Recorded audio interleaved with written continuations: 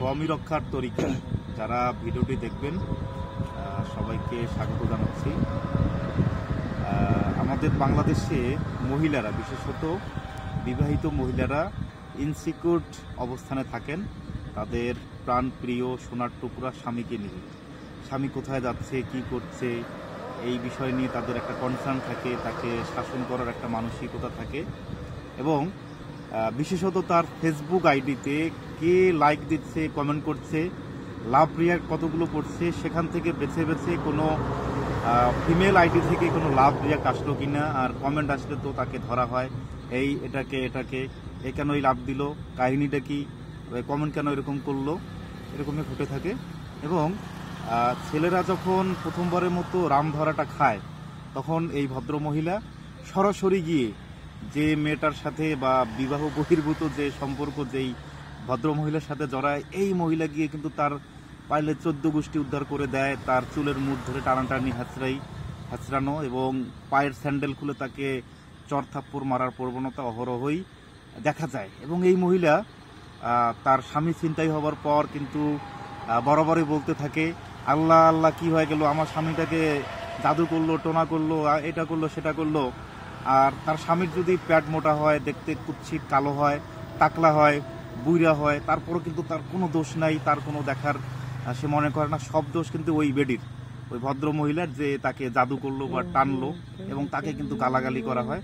এবং এই মহিলা একবারও কিন্তু বিষয়টা ঠান্ডা মাথায় তাকে জিজ্ঞেস করতে চায় না যে আপনার কোনো বক্তব্য আছে কিনা। এটা ঘটে থাকে। তো যদি পিছনের ইতিহাসের দিকে আমরা যাই, অহরহ এটাই দেখা যাবে যে যার সাথে এক্সট্রা ম্যারিটাল অ্যাক্টিভিটিসে একটা মানুষ জড়াচ্ছে, একটা পুরুষ, দেখা যায় যে তাকে সে বলেছে, আমি বিয়ে করি নাই, আমি সিঙ্গেল, আমার কোনো বিয়ে হয় নাই, আমি খুব ভালো মানুষ, আমি কোনো মহিলা মানুষের কোনো সঙ্গ পাই নাই, আপনি আমার সাথে একদিন কথা বলবেন, আমার সাথে একটু ভালো কথা বলবেন, আপনি কথা বললেই কিন্তু আমার সারা দিনটা খুব ভালোভাবে কাটবে, এভাবে কিন্তু কটানো হয়। আর যদি দেখা যায় যে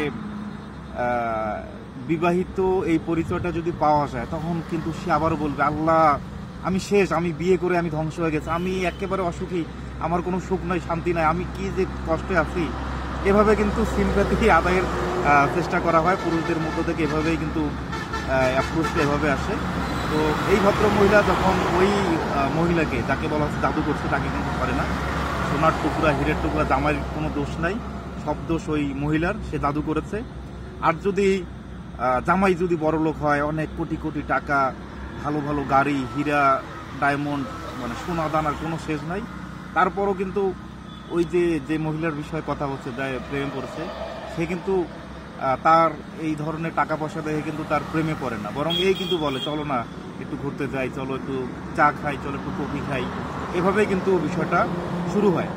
আর এই ভদ্র লোক যখন ধরা খাওয়ার পরে 15-20 দিন বা 30 দিন, 1 মাস হয়তো সে কোয়ারেন্টাইনে থাকে, আপাতত কোনো এক্সট্রা ম্যারিটাল অ্যাক্টিভিটিসে সে যায় না, যেহেতু তার বউ তাকে কট করেছে, ধরে ফেলেছে।